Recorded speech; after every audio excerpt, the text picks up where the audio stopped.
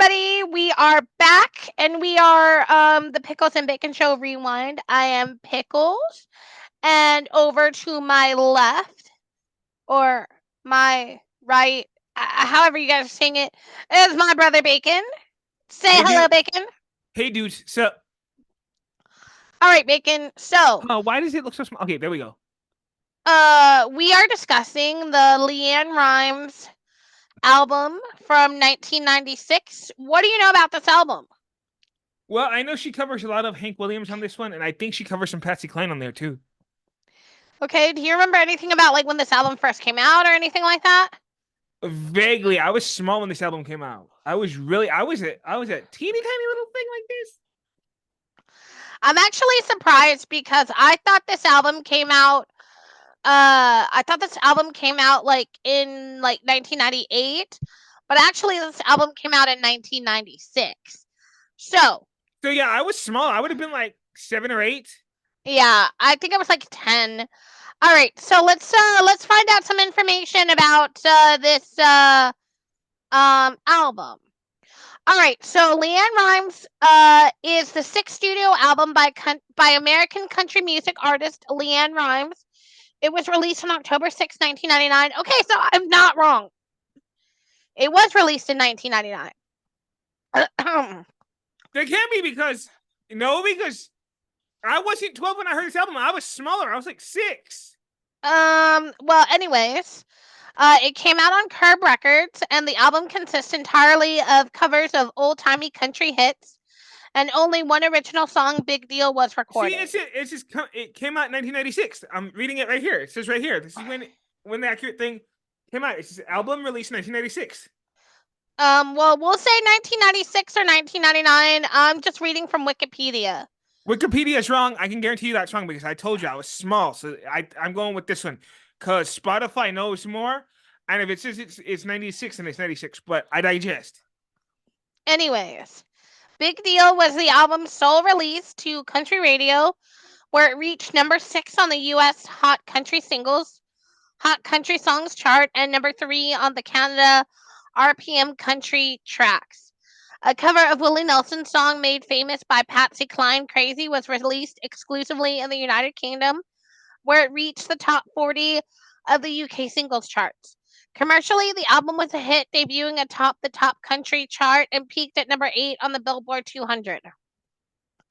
It's been certified platinum by the Record Industry Association of America for 1 million copies in the United States. All right, so um yes, this album does have a lot of country songs. Um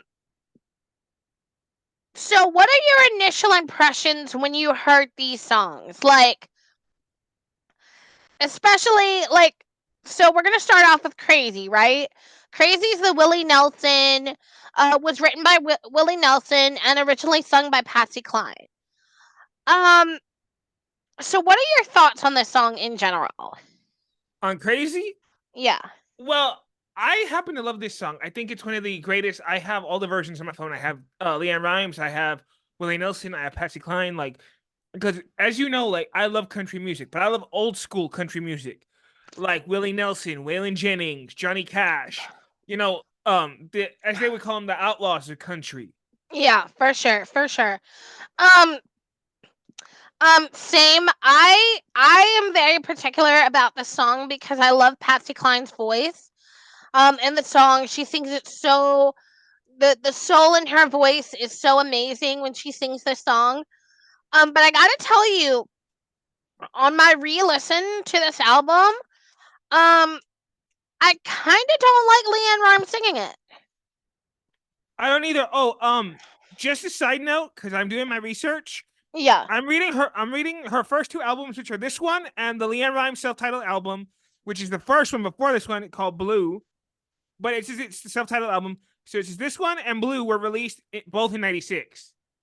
Okay. Anyways, um, as far as her vocals on this song, they're really clear and velvety. I just don't feel like LeAnn Rimes has that soul in her voice like she's singing with passion when she sings this song. I just think that, especially since I'm used to like higher caliber country songs or country music like Shania Twain, I said it. I think I expected this album to like really wow you, especially, since it's pretty much covers. But that's just me. All right, so song number 2. Now, this song, I don't think I've ever heard this song by Marty Robbins, but it's called Don't Worry. It's written by Marty Robbins. It's a slow song. Um, I can see this being like a Tennessee Waltz type of song that you would maybe dance to at a honky tonk. But again, I gotta say, LeAnn Rimes' vocals, I'm not getting the passion there, especially for her singing, "Don't Worry About Me." What do you think about this one? Hold on. Who did you say this was from? Marty Robbins? Okay, because I don't think I know this one. Because I'm a huge Marty Robbins fan. Okay. Yes, it's on his Drifter album. Okay, yeah, no, I got it. Okay, this one I have to admit, like, I'm not really a fan of this one. Like, I liked Crazy, but this one I wasn't feeling it. Like, uh, I'm sorry for what I'm about to say, and I might piss some people off on this one. I hate when stars, when singers do ballads. Like, it's the most. It turns me off to the music. Like, if you're gonna sing something, include, and this goes for Elvis too. Like, I'm gonna straight up say it. Stop doing ballads. Yeah, I know you're frozen.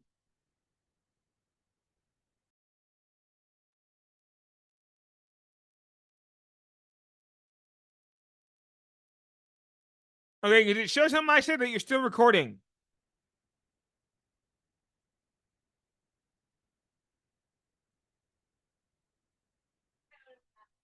Mm-hmm.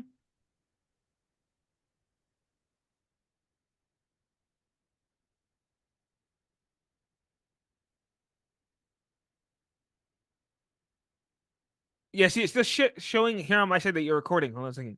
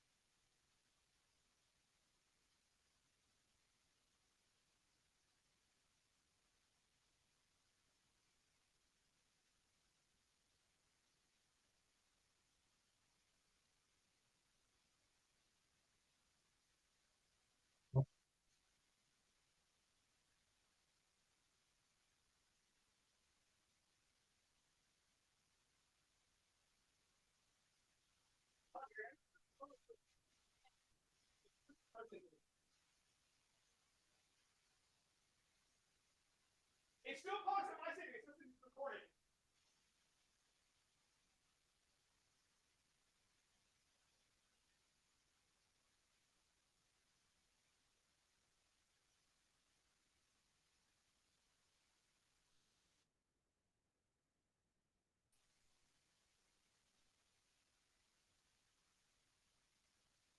Hold on, because I gotta get Nixon. She's waiting.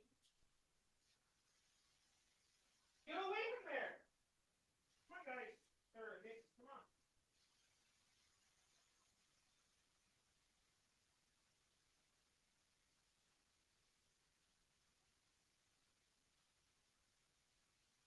I know!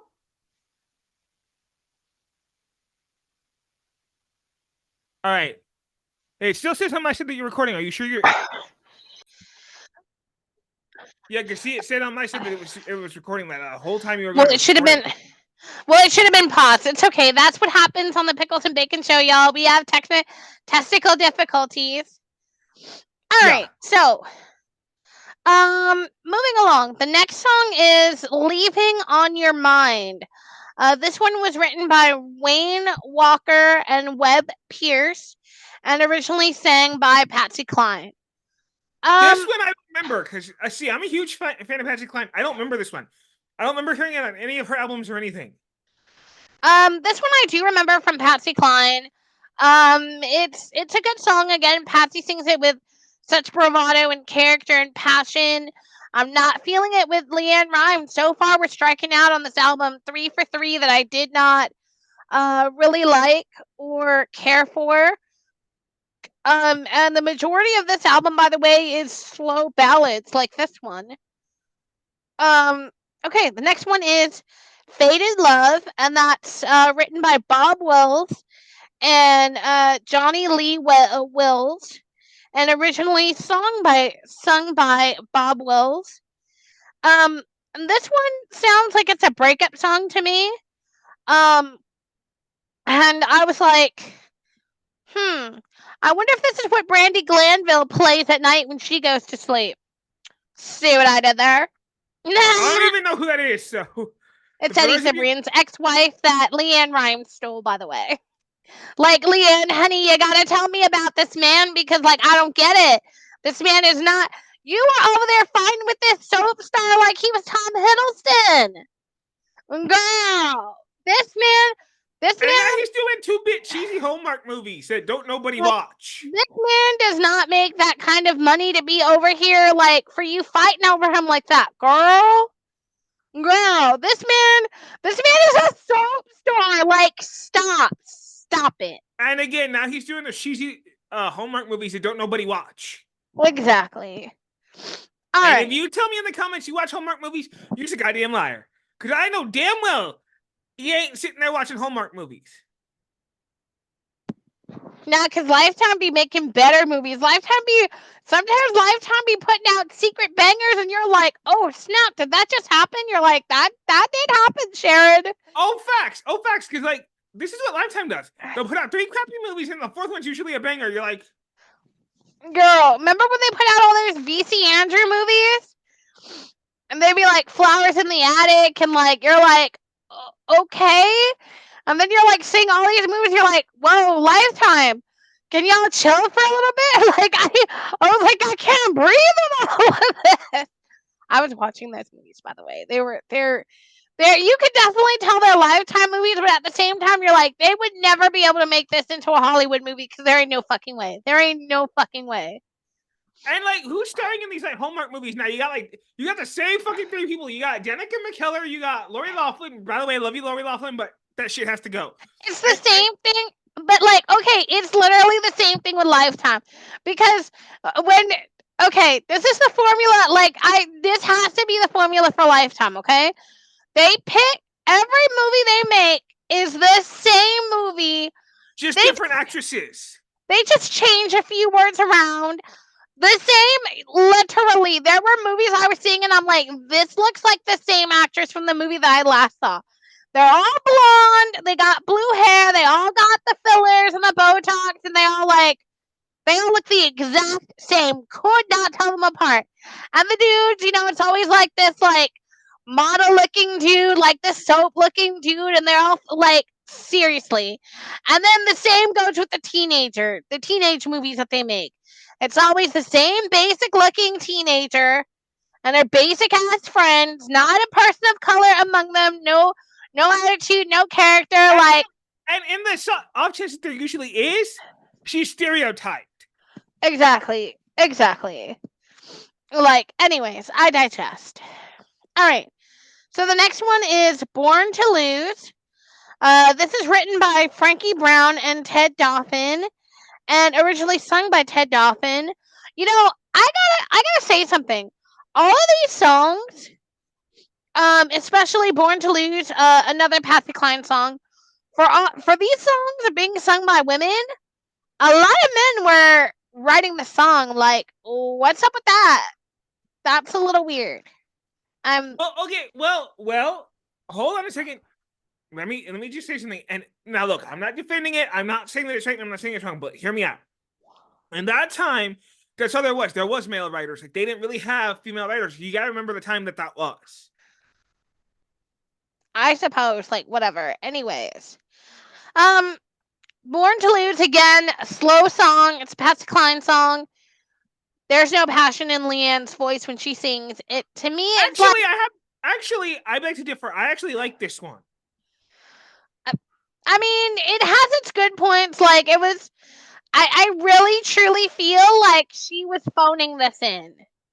Like, she was just like, Born to Lose. Okay, y'all. You're gonna see something that you've never seen before on the Pickles and Bacon Show. We're gonna have a debate now. I totally disagree with you on this one. I happen to like this song. The first two I'll give you because those two. This one, I have to totally disagree. I like this one. I mean, and you're entitled to like it. I just don't like it. I think there are better songs that are on this album, and I think LeAnn Rimes can sing so much better. But that's just me. All right. So number 6 is "Crying Time." This one was written by Buck Owens and originally sang by Buck Owens. Again, this is another ballad. I feel like "Crying Time" could have been a Patsy Cline song. I tried to look it up and see if she actually sang this song. I truly feel like LeAnn Rimes could have called this album covers, and like literally that's what it would have been. I think that this was way a little after Patsy Cline's time because I think Buck Owens was like more 80s. Buck Owens was like the 70s or like 80s, I think. Well, okay, I'm gonna beg to differ a little bit. Late 60s because Ringo Starr sings one of his songs. Yeah, exactly. So he's late 60s. So we'll say late 60s. Patsy Cline would have been around more. Exactly. Oh, back to Faded Love. Sorry. Okay, the next song. Hold on, I'm going bald right here, y'all. Hold on, let me fix my hair because I'm going bald right here. She's not going bald. Yeah, look. Your hairline's just receding. You're fine. You'll be alright. I'm bald. Hold on a second. Okay, hold on. Let me fix my shit. Okay, go ahead. We're gonna shave it next week, anyways. All right. So the next one is "She's Got You." And this one is originally written by Hank Cochran and sung by Patsy Cline. I really like this song, "She's Got You." Her LeAnn's voice on the song was actually really good, and it was amazing. I do not think that she sang this song for this album. I think this might have been for a different album because her voice in this song is completely different from the way she sounds in other songs. Like in these other songs that we've listened to where I actually think she's phoning it in, she sounds completely different in this one. Now I have a question. I have a question. I can't research this because I don't have my phone. It's on the charger. Were these throwaway songs that were supposed to be on the Blue album? Because if you listen to the Blue album, some of them are covers. There's like maybe 2 or 3 original songs in there. Everything else is covers. So I wonder if these were throwaway songs that were supposed to be on that album. I don't know. That's a good question. I also wonder if this album is more of a compilation of songs that maybe she had sang for the record company or something like that. Because this album ain't it. It's not it. It really isn't it. That's what I'm saying. Like, okay, like all bands have those, or all artists have those albums that are like songs that were like demos. For example, the Monkees have, and they released them, quite frankly, on the Missing Links album. Yeah. However, this one, I don't think this is an actual studio album per se. I think this is more like throwaway songs that were from her previous album, Blue, and they just released this as a compilation. That's what I think. And called it a studio album, like, girl. The next one after "She's Got You" is "I Fall to Pieces." This one again is written by Hank Cochran and Harlan Howard. This is an original Patsy Cline song.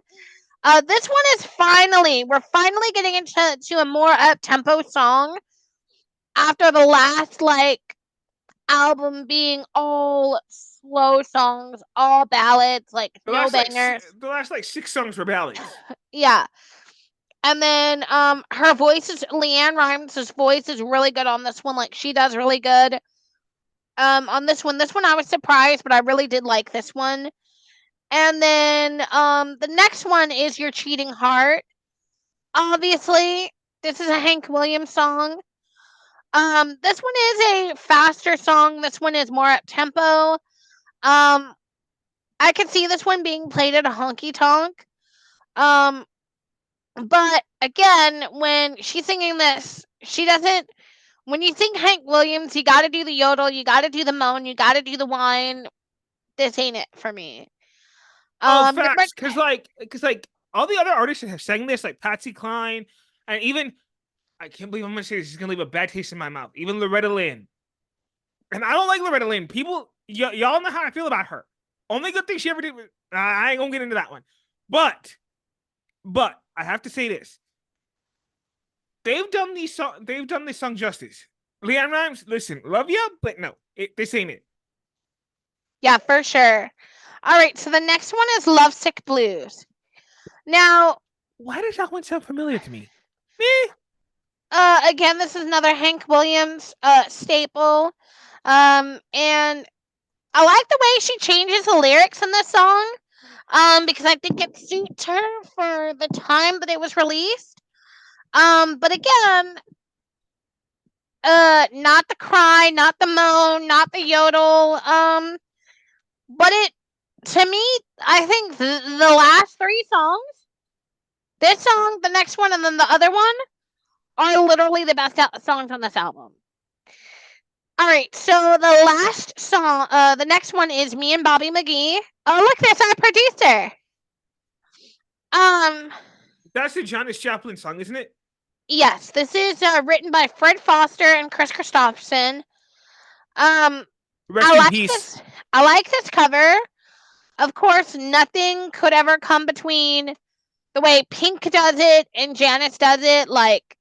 Pink nails the hell out of the song when she sings it. If I close my eyes and I squinted a little bit, it could be Janis singing this song. But see, right there again. I'm gonna say this. Pink has the vocal pitch and the vocal range for songs like this. Okay, and she sings with passion. Yeah, stars like LeAnn Rimes, and I hate to say this, needs to stay in her lane because even though she's country, she does not have the vocal range like all these other artists like Britney, Christina, Pink. They have vocal range. And not only that, but they actually sing with passion. Britney doesn't sing with passion, but Pink, she'll sing with passion. She'll sing with soul. You can hear when you can hear the emotion in her voice. But this one, you can tell she just did it because this is the cool rock country song. Nowhere near as cool as the way Janis did it or Pink does it, but that's just me. And then the last one on the song is Big Deal. It's written by Al Anderson, Jeffrey Steele, and it's an original song. This one is the best song on the album. Now, I have a question. Doesn't this one sound like a Shania Twain song? It could be. Because to me, I was like, that sounds like something Shania Twain would sing. I mean, it doesn't have that twang the way Shania sings, but I know what you're talking about. I don't see Shania singing something like this for her, Big Deal. But this one, as far as it being an original song, this song was the best song on this album. The best song. All right, so we're gonna end it here, and then I'm gonna do the next one because we're gonna review What a Wonderful World Christmas album, and we'll be right back.